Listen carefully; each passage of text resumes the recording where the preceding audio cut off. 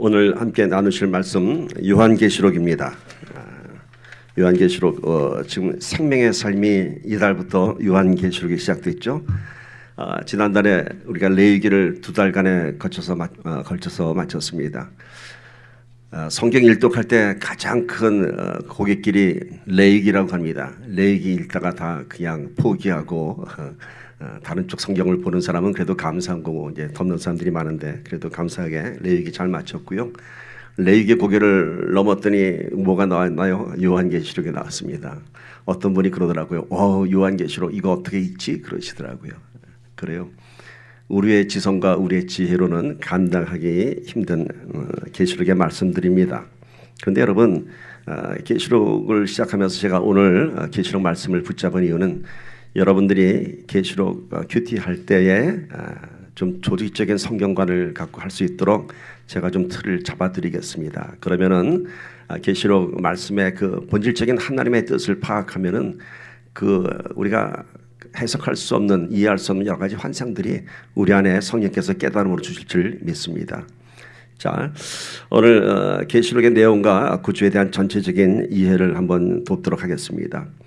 이 계시록을 여러분이 잘게 받아들이면은 그 안에서 세 가지의 큰 교리를 붙잡을 수가 있습니다. 첫 번째는 종말론입니다. 다들 계시록하면 궁금해하는 것이 종말에 관한 문제들이 있죠. 그래서 666표가 뭐냐, 뭐 적그리스도가 누구냐, 또 구원받는 14만 4천은 무슨 숫자냐, 뭐 우린 이런 쪽에 호기심이 많이 가죠. 그것은 하나님의 섭리 가운데 이루어지는 일들이고요. 정말 우리가 붙잡아야 할 것은 종말에 대한 우리의 그런 신앙관이 있어야 됩니다. 그래서 두려워하는 마음으로 그때를 기다리는 것이 아니라 정말 감격과 기대가 넘치는 신앙인이 되어서 계시록의 말씀들이 우리 안에 두려움이 아닌 기대가 되는 저와 여러분 되기를 소망합니다. 또한 이 안에는 기독론이 있습니다. 기독론이라는 것은 다시 예수 그리스도에 대한 종말적 조명입니다. 그래서 계시록을 여러분이 잘 붙잡으면 그 안에 예수 그리스도의 십자가의 의미 또 하나님 나라의 완성에 대한 것들을 여러분들이 깨달을 수 있습니다. 그리고 세 번째는 교회론입니다. 오늘 말씀 제목이 7개의 편지입니다. 요한계시록은 소아시아에 있는 7개의 교회에 편지를 보내는 것으로 시작하고 있습니다. 그래서 그 당시 소아시아에 있는 7개의 모델을 통해서 지금 우리 이 땅에 있는 모든 교회 공동체들에 주시는 그런 귀한 메시지들입니다. 자, 그래서 이렇게 우리 시작할 텐데요. 먼저 계시록 1장 1절 말씀 봅시다. 함께 읽습니다. 시작.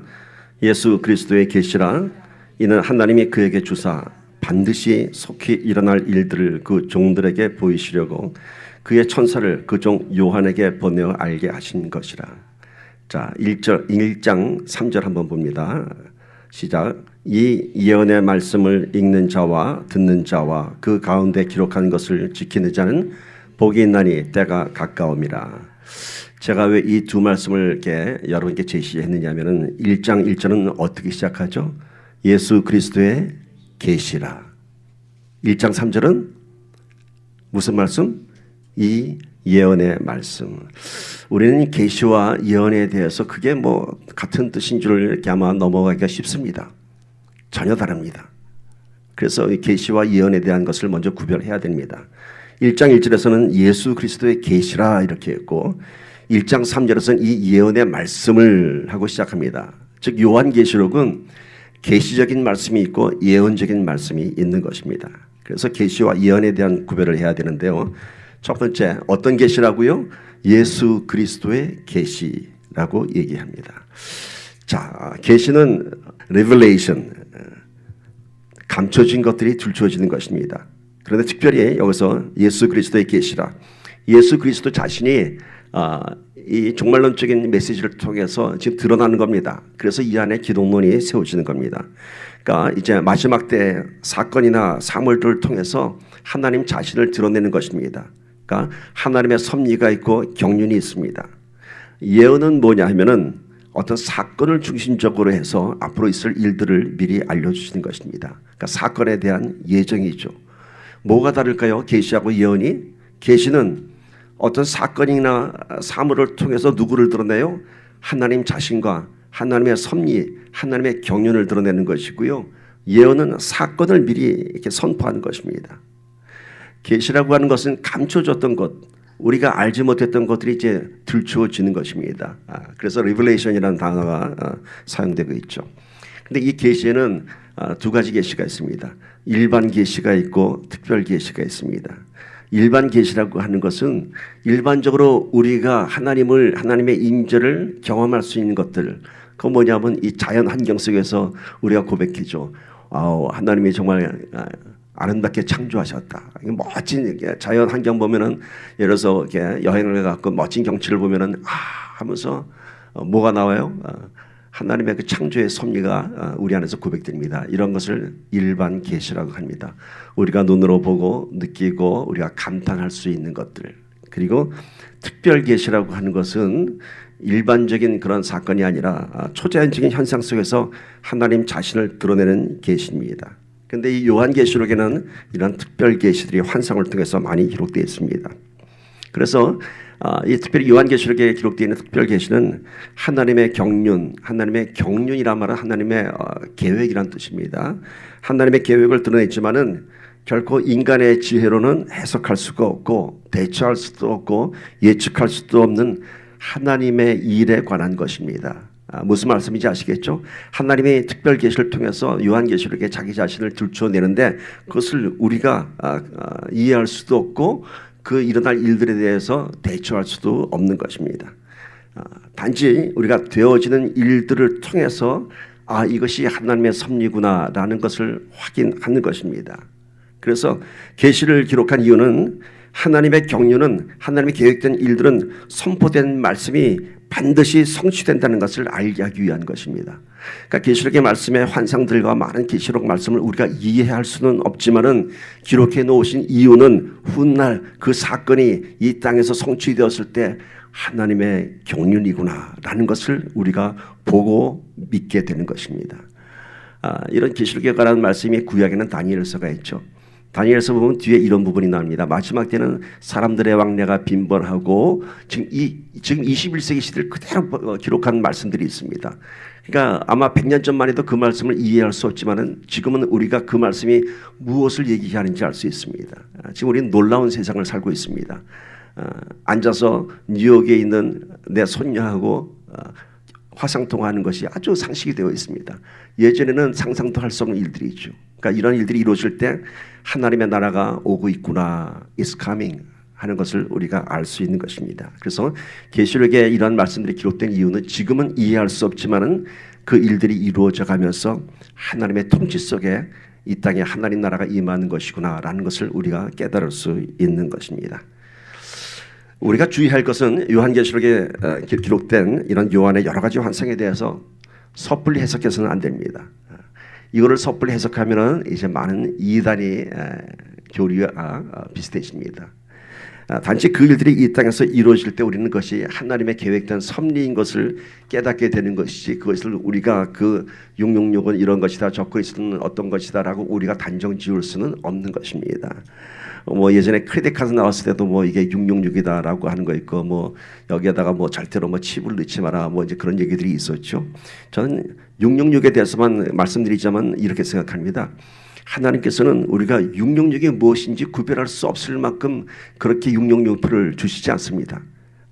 우리가 이것이 666이구나 요한계시록에 기록된 666이구나라고 하는 것을 확신히 알게 하신 다음에 그것을 선택하게 하시지 우리가 모르는 상태에서 그것을 받게 하지 않습니다. 그러니까 그런 것에 대해서는 두려워하지 마세요. 하나님께서 확실히 깨닫게 해주십니다. 자, 이제 우리는 이제 요한계시록을 통해서 겸허한 마음으로 세상에 돌아가는 일들 가운데서 하나님의 계시를 확인하는 그런 영적인 민감함이 있어야 됩니다. 그러니까 계시록 말씀 보면서 어렵다고 지나치지 말고 그 말씀을 읽어가시면서 장차 되어질 일들 또 내 삶 속에서 일어날 일들 속에서 하나님의 섭리를 깨닫기를 바랍니다. 오늘 말씀 보니까 1장 1절에 예수 그리스도의 계시라 이는 하나님의 그에게 주사 반드시 속히 일어날 일들을 보이시려고 했다고 합니다. 반드시. 이건 뭐예요? 계시록에 기록된 말씀은 반드시 이루어진다는 거예요.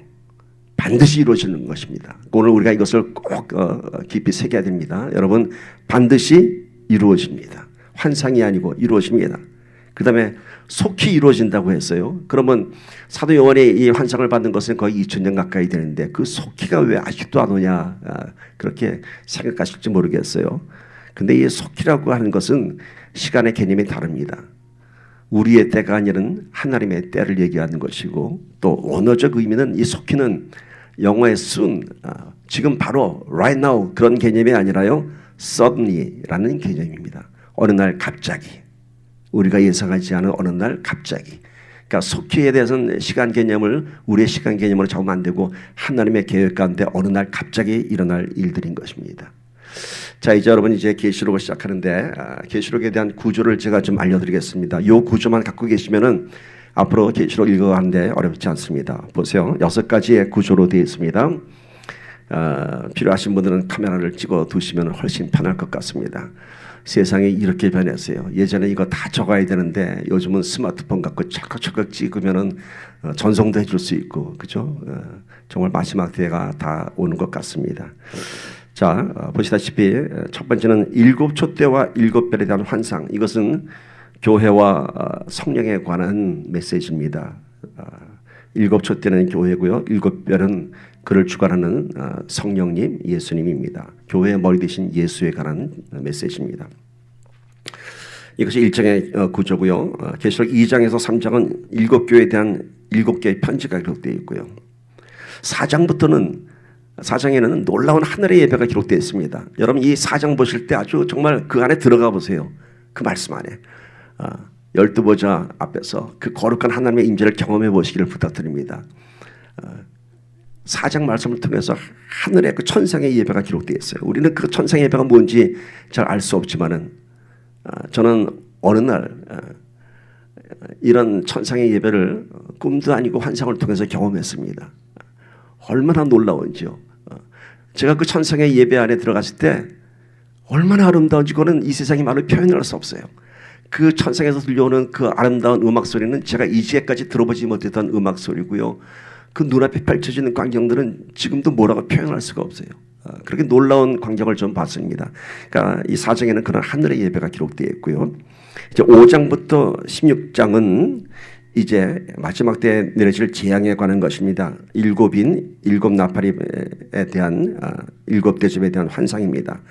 그러니까 7개인 도장이 열려지고 7나팔이 불리면서 7대접에 쏟아지는 참 두려운 환상들입니다. 이거는 그대로 읽으세요. 이제 그날이 오면은 알게 됩니다. 5번째는 17장부터 20장까지는 사단의 멸망에 대한 것을 환상으로 요한께 보여주십니다. 사단이 어떻게 멸망할 것이고 어떻게 무적행에 갇히게 될 것이고 드디어 하나님 나라가 오는 것을 사단의 멸망의 때 완성하고 계십니다. 그래서 21장부터 22장까지는 새하늘 새 땅 하나님 나라에 완성되는 것입니다. 이것이 요한계시록의 구조입니다. 요거 갖고 또 계시면은 이거 갖다 늘 스마트폰에 보시면서 성경 읽으면은 구조가 잘 들어올 겁니다. 결국 계시록의 주제는 뭔가요? 하나님 나라의 완성입니다.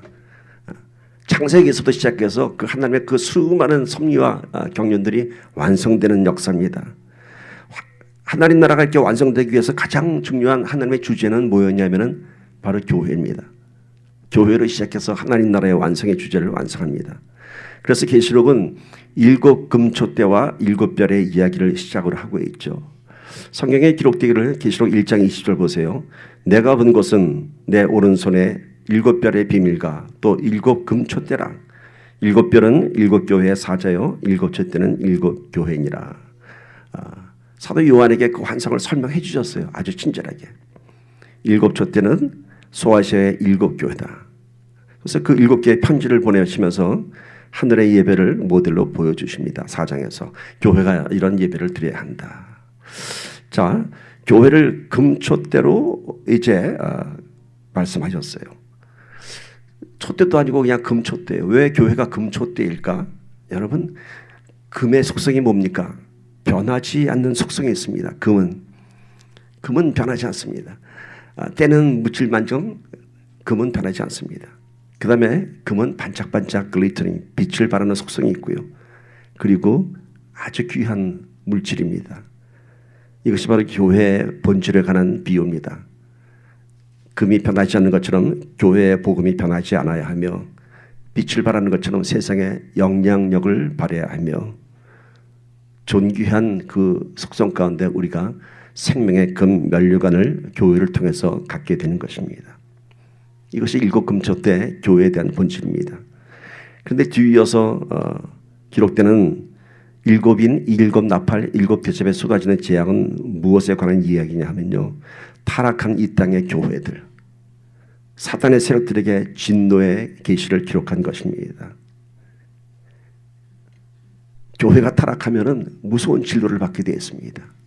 그리고 하나님은 그런 과정을 통해서 다시 하늘의 예배와 경배가 19장에 기록되고 있습니다. 이는 예배와 교회를 통한 하나님의 승리를 선포하고 있습니다. 교회를 통해서 하나님 나라가 완성되는 것입니다. 이것은 여러분 어떤 건물적인 의미의 교회가 아니고요, 성도 한 사람 한 사람이 교회의 작은 단위로 시작해서 예수를 믿는 모든 공동체가 이 땅의 교회가 되는 것입니다. 결국 계시록에 기록된 이 모든 묵시는 모든 성도들에 대한 계시이고요, 이 땅의 모든 교회 공동체들에 주시는 계시인 것입니다. 자, 계시록을 시작하면서 먼저 우리가 보아야 할 것은 일곱 교회에 보내는 편지이죠. 이 일곱 교회, 소아시아의 당시의 교회들이지만 이 일곱 개의 모델들 안에 지금 우리 교회 모습이 다 들어가 있습니다. 오늘 일곱 교회를 다 하면 너무 시간이 많이 가니까 일곱 교회만, 세 교회만 제가 정리하도록 하겠습니다. 모든 일곱 개의 교회 보낸 편지가 같은 패턴으로 되어 있습니다. 이제 오늘은 세 교회만 하겠지만은 소아시아 일곱 교회, 소아시아는 지금의 터키입니다.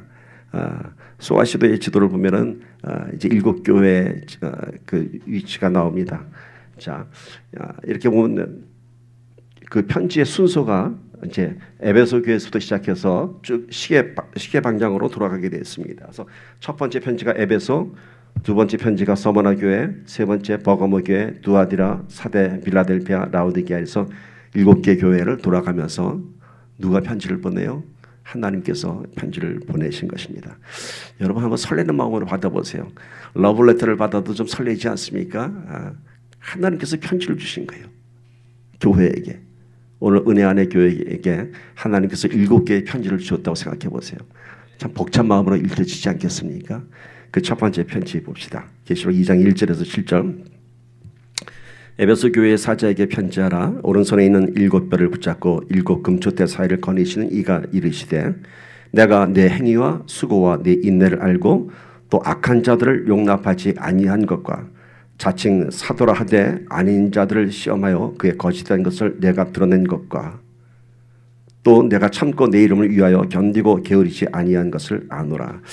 자, 한꺼번에 다 읽으면은 내용이 산만해지니까 좀 잘라서 봅시다. 2장 2절을 보면요, 뭐라고 말씀하세요? 내가 네 행위와 수고와 내 인내를 안다고 합니다. 하나님께서 아신대요. 뭐를?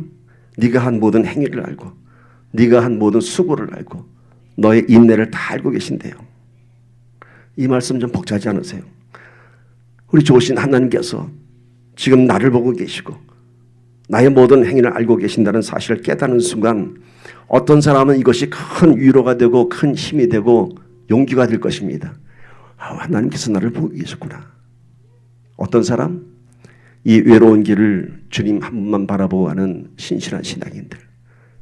그 길에서 주님께서 나를 보고 계십니다. 얼마나 큰 힘이 될까요? 이 고난의 길을 가는 나를 보시는 주님, 나를 바라보시는 주님, 고군분투하면서 교회를 지키는 나를 보시는 주님.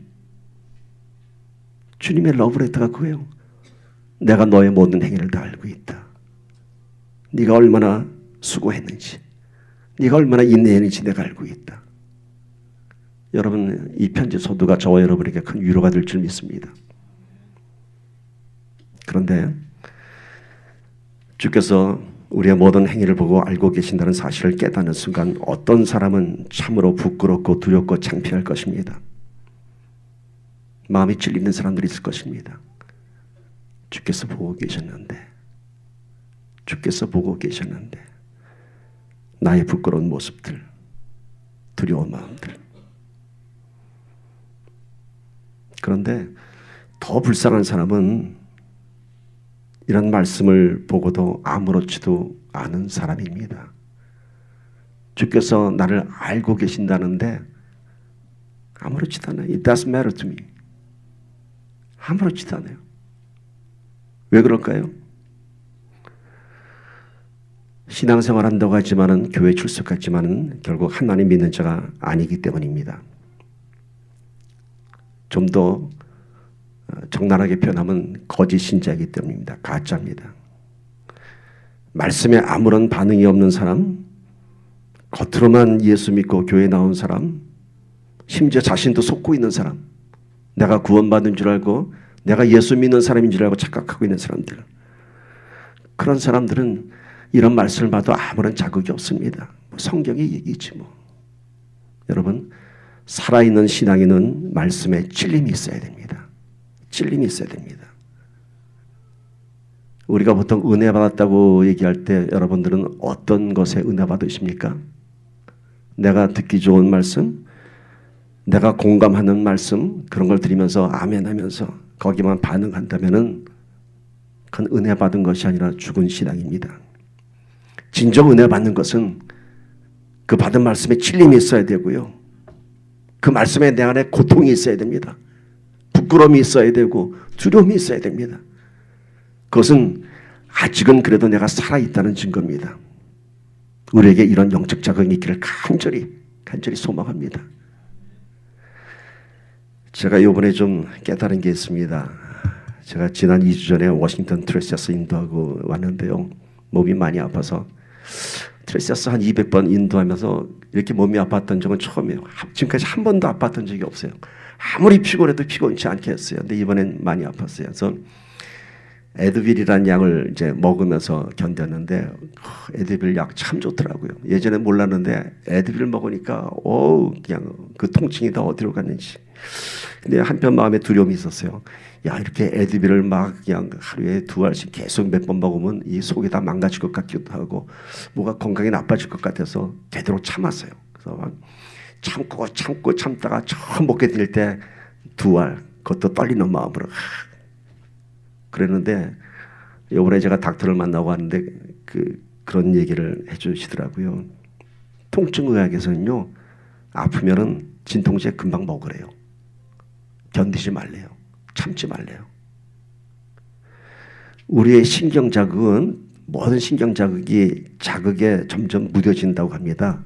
그러니까 동일한 자극이 오게 되면 처음에는 자극이 오는데 점점 더 무뎌진대요. 예를 들면은 단맛을 좋아하는 사람들은 점점 단맛이 세져요. 미국 사람들 단맛, 우리는 전 미국 사람들 그 케이크 같은 거 먹으면 막 멀미 날 것 같아. 너무 달아서. 저도 단 거 좋아하는데 짠맛에 익숙해진 사람들은 점점 음식이 점점 더 짜져요. 그만큼 감각이 무뎌지는 거죠. 그런데 우리 안에 신경 감각 중에 통증을 느끼는 감각만큼은 절대로 무뎌지지 않는다고 해요. 무뎌지지 않는 것일 뿐만 아니라 만약에 그때 그 통증을 제거해 주지 않으면 진통제를 먹어주지 않냐고 생몸으로 그거를 통증을 견디면요, 얘가 더 예민해진대요. 여기 우리 간호사분이 2분 계시니까 잘 아실 거예요. 점점 더 예민해진대요. 그래서 심지어는 나중에는 통증에서 심한 사람들은 바람을 훅 불어도 통증을 느끼고요, 옷깃만 스쳐도 통증을 느낀다고 해요. 왜냐하면 통증을 제어 안 해줬기 때문에 그 굉장히 신경이 예민해져 있다고 합니다. 왜냐하면은 통증은 자기 생존에 대한 그런 위험 신호입니다.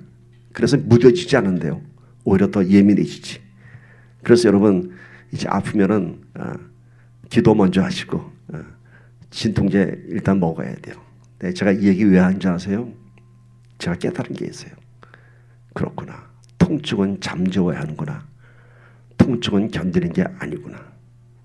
여러분, 영적인 통증들이 있죠.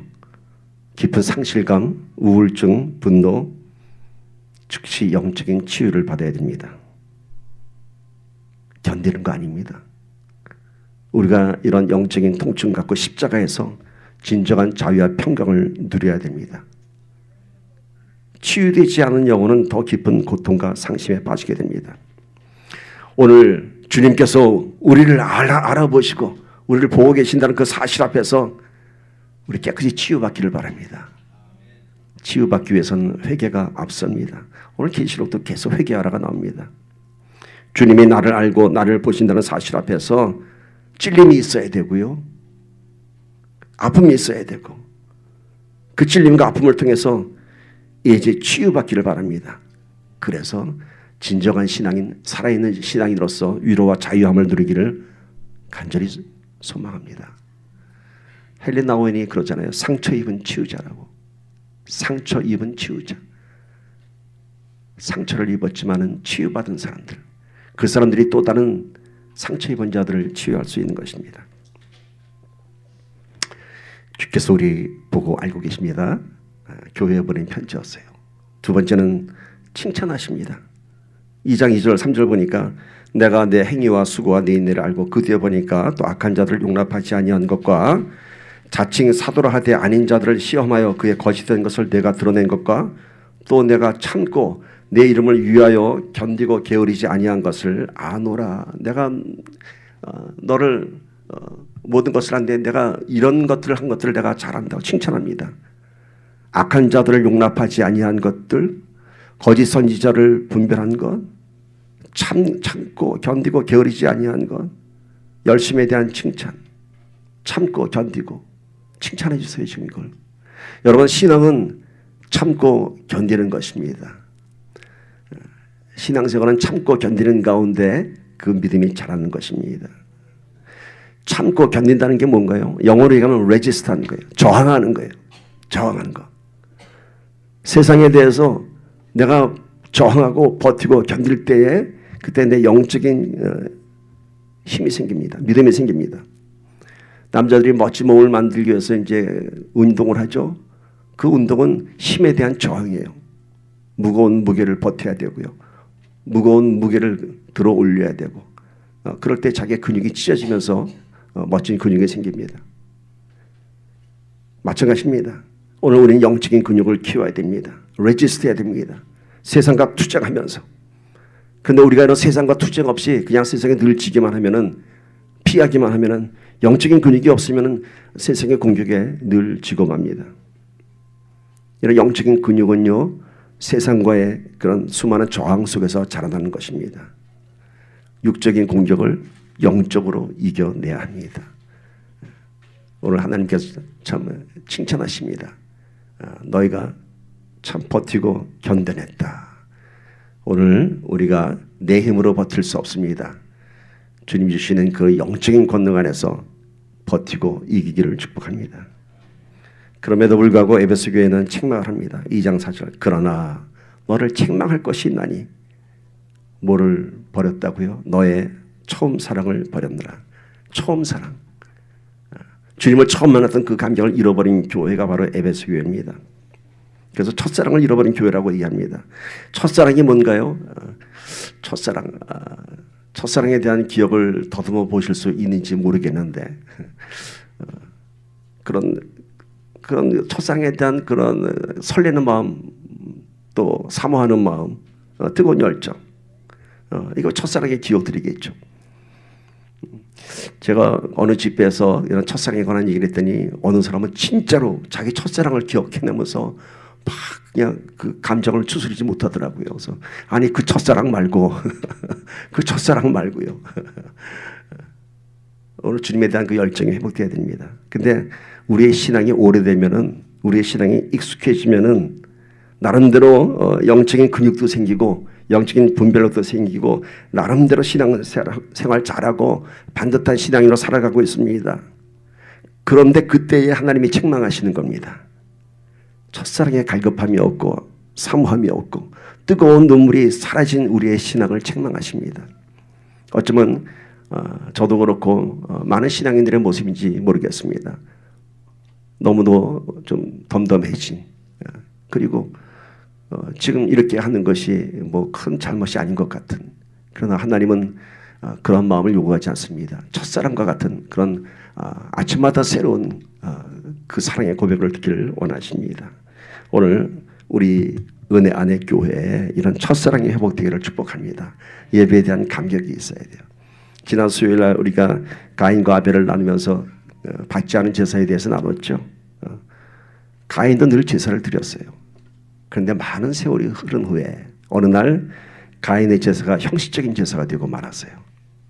예배에 실패한 가인은 그의 앞에 죄가 엎드러졌어요. 그래서 아벨을 죽이지 않았습니까? 여러분, 첫사랑의 회복은 중요한 것입니다. 우리의 예배가 회복돼야 됩니다. 예배가 회복되지 않으면 저 문 앞에 나가면 죄가 엎드러져 있다고 합니다. 무덤덤한 예배가 아닌 정말로 설레는 마음으로 첫사랑을 만나는 그런 예배가 되기를 축복합니다. 그러기 위해서는 우리의 마음이 가난한 심령이 되어야 합니다. 가난한 심령. 계시록 2장 5절에서는 이에 대한 하나님의 솔루션이 있습니다. 첫사랑을 어떻게 회복할 것인지, 네가 어떻게 망가졌는지, 그러므로 어디서 떨어졌는지를 생각하고 회개하여 처음 행위를 가지라. 만일 그리하지 아니하고 회개하지 아니하면 내가 내게 가서 내 촛대를 그 자리에서 옮기리라. 어디서 떨어졌는지, 어디서 떨어졌는지. 자, 첫사랑을 잃어버리고 무덤덤해진 교회에 대해서 얘기합니다. 네가 어디서 실족했느냐, 어디서 떨어졌는지. 거기서 처음 행위를 가져라. 거기서 처음 은혜를 회복해라 라고 얘기합니다. 예전에 우리 김가신 목사님께서 즐겨 하시던 예화가 하나 있었습니다. 어느 신사가 술이 취한 채 가로등 밑에서 뭔가를 막 찾고 있습니다. 그 지나가던 사람이 안타까워서 아니 뭘 찾고 계십니까? 그러니까 내 지갑을 잃어버렸다고. 그러세요? 가로등 밑에 아무리 찾아봐도 없거든요. 어디서 잊어버리셨어요? 그러니까 내 술 먹고 나오다 저기 캄캄한 골목길 돌아오다가 잊어버렸죠. 그런데 왜 여기서 찾으세요? 여기가 밝으니까. 예, 좀 말도 안 되는 예화 같죠? 근데 여기에 참 의미가 있습니다. 우리가 그렇게 가로등 불빛 밑에서 세상 가운데서 밝은 세상의 빛 가운데서 우리 인생의 문제를 찾고 있지 않은지. 내가 잃어버린 것은 그것이 아닌데 내 은혜가 식고 내 거룩한 그런 그릇이 깨진 그것이 어느 포인트인지 찾아가야 됩니다. 저 어두운 골목길에 가야 내 떨어진 지갑이 있는 것처럼 여러분의 은혜가 깨어진 그곳에서 다시 회복하기를 축복합니다. 회개하지 않으면 촛대를 옮기리라. 참 무서운 징계입니다. 촛대를 옮기면 어떤 일이 일어나는지 아세요? 아무리 기도해도 응답하지 않으세요. 촛대를 옮겼기 때문입니다. 아무리 기도해도 촛불이 붙지 않습니다. 내 안에 성령의 충만함이 있지 않습니다. 회개하고 기도해야 됩니다. 그러면서 에베소 교회 2장 6절에 보면 이런 얘기합니다. 그런데 오직 너에게 이게 있으니, 이건 이제 마지막에 조금 그래도 위로하시는 말씀이에요. 그래도 네가 그렇게 책망할 게 많고 첫사랑도 잃어버렸지만 그래도 이거 하나는 좀 내가 인정해 준다라고 하는 거예요. 2장 6절 보니까 오직 내게 이것이 있으니 내가 니골라 당의 행위를 미워하는도다. 나도 이것을 미워하노라. 자, 니골라 당은 어떤 당이냐면요, 당시에 있던 두 가지 큰 이단 정파가 있었는데 하나는 영지주의입니다. 영지주의는 금욕주의자들입니다. 그러니까 육신에 대한 모든 욕구를 다 그 죄로 봅니다. 그래서 이 금욕주의자들은 영지주의자들은 육신을 통한 모든 것이 죄이기 때문에 모든 그 본능적인 욕구를 다 차단하고 수도승처럼 삽니다. 근데 이거와 정반대되는 것이 니골라당이에요. 니골라당은 뭐냐면은 어차피 우리는 육신을 갖고 태어났고 어차피 우리는 죄의 속성이기 때문에 우리는 죄 짓고 살 수밖에 없어. 그래서 육신으로 짓는 죄는 그냥 인정하고 넘어가는 거야 라고 하는 굉장히 합리적인 생각이죠. 그래서 니골라당은 이 육신으로 죄 짓는 것에 대해서 아무런 죄책감이 없었어요. 우리는 그렇게 지어진 존재야. 그거는 우리의 책임이 아니라 우리를 그렇게 지은 하나님의 책임이야. 이게 니골라당이에요. 근데 하나님께서 나도 이것을 미워하노라 그럽니다. 에베소 교회는 이 니골라당만큼은 육신의 죄만큼은 거부했죠. 영적인 자부심이 있었어요. 여러분, 그러나 영적인 자부심이 내 안에 교만이 될 수 있습니다. 그래서 첫사랑의 감격이 사라지는 것입니다. 내가 그래도 이만큼은 경건하게 살고 있지라는 생각 가운데 무덤덤해진 신앙생활 되고 첫사랑을 잃어버리게 됩니다. 2장 7절 보니까 귀 있는 자는 성령의 교회들에게 하시는 말씀을 들을지어다. 이기는 그에게는 내가 하나님의 낙원에 있는 생명나무의 열매를 주어 먹게 하리라. 이기는 자는 요한계시록의 주된 메시지입니다. 이기는 자가 어떤 사람이라고요? 성령이 하시는 말씀을 듣는 자. 한번 저 이런 거 잘 안 하지만 한번 해봅시다. 따라서 한번 해봅시다. 이기는 자. 다시 한번 시작. 이기는 자. 성령이 하시는 말씀을 듣는 자. 시작. 성령이 하시는 말씀을 듣는 자. 저 이거 처음 해보네. 이렇게 따라 해보라고 하는 거. 성령이 말씀하셔서 지금 저한테 너도 한번 해봐. 그래요. 성령이 하시는 말씀을 듣는 자가 이기는 자입니다. 세상에 이기고 죄로 이기는 것입니다. 자, 두 번째 편지 봅시다. 서문화 교회 2장 8절부터 11절입니다. 서문화 교회 사자에게 편지하라. 처음이며 마지막이요 죽었다가 살아나신 이가 이르시되. 각 교회 편지마다 하나님 자신을 드러냅니다. 서문화 교회에서는 뭐라고요? 처음이요 마지막이요 죽었다가 살아나신 이가 이르시되. 예수님이 자기 자신을 드러내십니다. 내가 내 환난과 공핍을 알거니와 실상은 내가 부요한 자니라. 자칭 유대인이라 하는 자들의 비방도 알거니와 실상은 유대인이 아니요 사단의 회당이라. 이게 뭐냐면은 서문화 교회 유대인이라고 하는 사람들이 실제 유대인이 있지만은 이 서문화 교회 사람들을 많이 핍박했어요. 서문화 교회는 아주 아름다운 항구 도시고요, 의학과 과학이 발달한 도시고 부유한 사람들이 많이 살았던 곳입니다. 그래서 이 예수 믿는 자들을 굉장히 핍박하고 무시했죠. 그러니까 이 유대인이 이 예수 믿는 사람들을 핍박했던 거예요. 이제 그걸 얘기하시는 거예요. 그러니까 그들이 바로 사단의 회당이다 얘기합니다. 유대인 보러. 그다음에 10절 보니까 너는 장차받을 고난을 두려워하지 말라.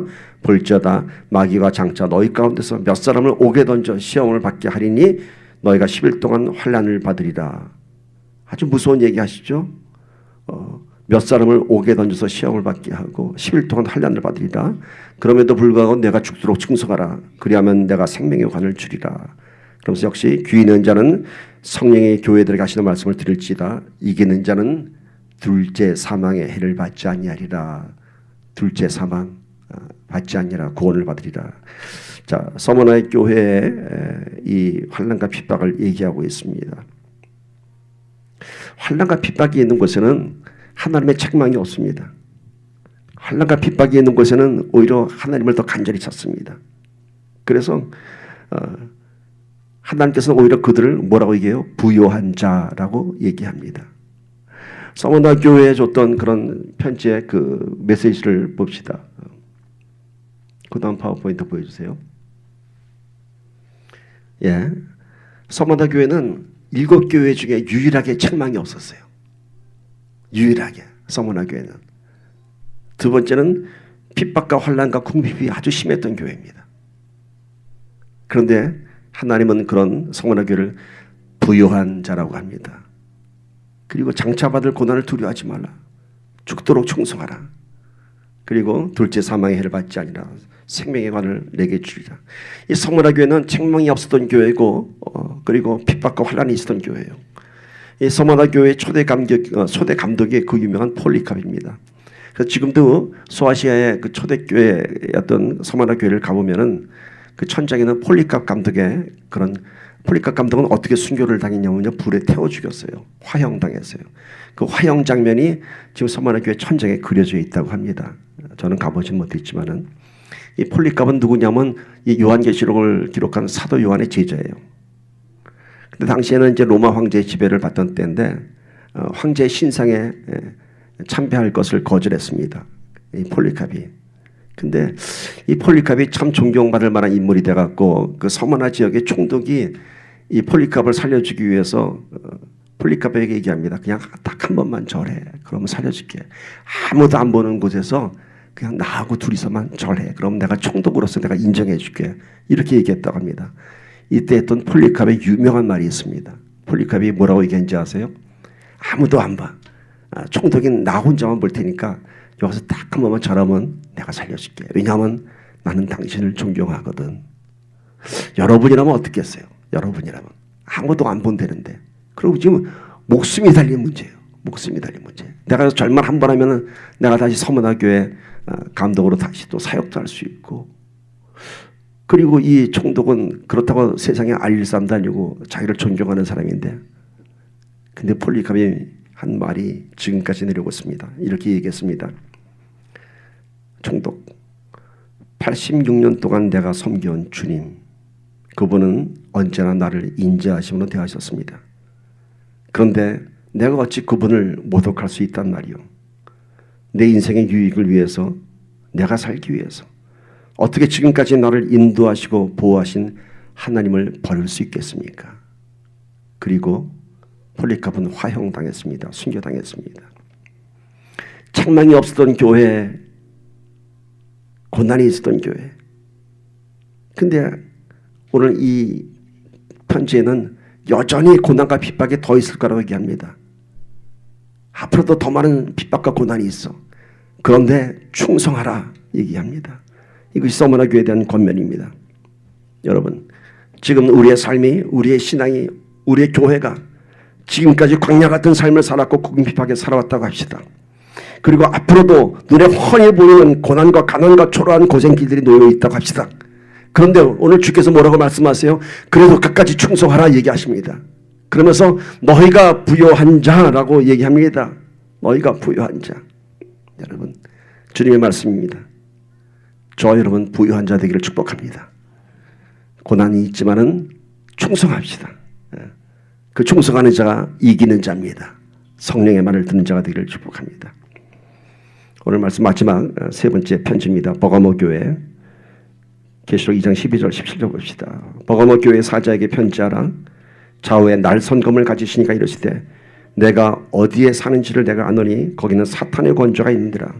내가 내 이름을 굳게 잡아서 내 충성된 증인 안디바가 너희 가운데 그 사탄이 사는 곳에서 죽임을 당할 때에도 나를 믿는 믿음을 저버리지 아니하였도다. 순교자가 나왔습니다. 그러나 내게 두 가지 책망할 것이 있나니 거기 내게 발람의 교훈을 지키는 자들이 있도다. 발람이 발락을 가르쳐 이스라엘 자손 앞에 걸림돌을 놓아 우상의 제물을 먹게 하였고 또 행음하게 하였느니라. 이와 같이 내게도 니골라당의 교훈을 지키는 자들이 있도다. 그러므로 회개하라. 그리하지 아니하면 내가 내게 속히 가서 내 입에 검으로 그들과 싸우리라. 정말 먼저 칭찬했어요. 안디바의 순교에 대해서 믿음을 저버리지 않았다. 근데 무서운 책망이 있었습니다.